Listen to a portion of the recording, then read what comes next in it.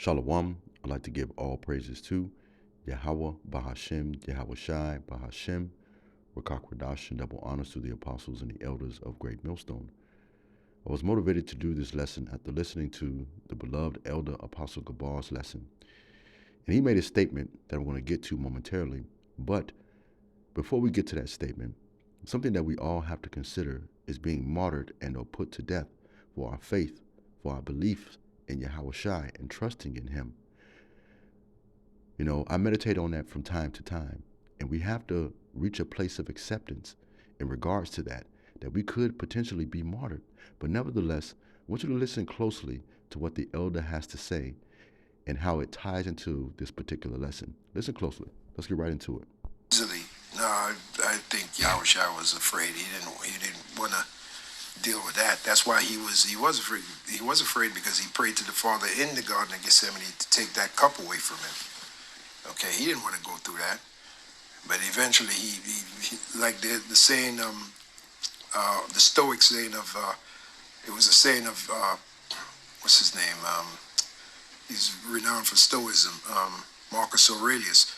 Marcus Aurelius had a saying, amor fati, amor fati. Amor fati means accept your fate, love your fate. And Yahushua demonstrated that, amor fati. He loved his fate. Now, something I would recommend you do, because we come out of the Christian church, we no longer read one or two precepts, one or two scriptures and close the Bible and start singing and tap dancing. We're likened unto Bereans. We search the scriptures day and night and look things up to see if these things are true. Now, here's amor fati. It is a Latin phrase that may be translated as love your fate or love one's fate.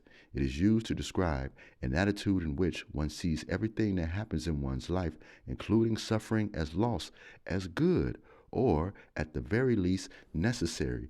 Now, let's go from here, because you have to consider, brothers, listen to what the book of Revelation tells us that many of our fates are going to be.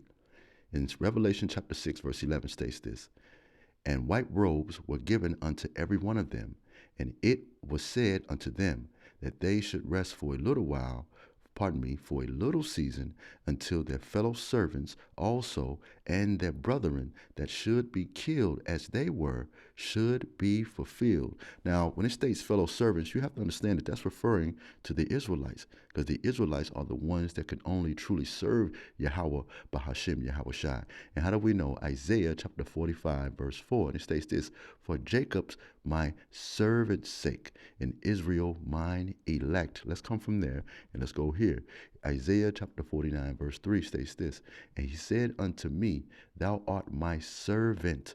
So the Lord was only talking to Israelites when he made this statement in the book of Revelation.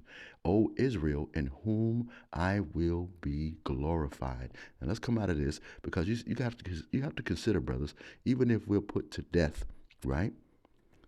Look at what Job said. This is the mentality we have to have. Job 13, verse 15 states this, though he slay me, yet I will trust in him. We got to trust in the Lord, even if our end is bitter. All right, let's get wrapped one more precept, because this was meant to be quick. As you can see, it's 1 o'clock in the morning, 1:01 on my phone. But we still have to consider, brothers, we could be potentially put to death for our fates. Revelation chapter 20, verse 4, and we have to love that fate, even if that is how our story is written out. That's our lot. Revelation chapter 20, verse 4 states this, and I saw thrones, and they that sat upon them, and judgment was given unto them. And I saw the souls of them that were beheaded for the witness of Yahweh Shai. And what's the witness? You're bringing out these scriptures. You're breaking down the prophecies. You standing stiffly for the name, right? And for the word of Yahweh. And which had not worshipped the beast, neither its image, neither had received its mark upon their foreheads or in their hands, and they reigned with Yahweh Shai HaMashiach for 1,000 years. And this is something we all have to consider. Let me come out of this real quick, brothers, because we're all going to have that Olanza in training day moment. If you guys remember this scene, we who are of the hopeful elect, we're all going to have this experience here. Bear with me 1 second, brothers.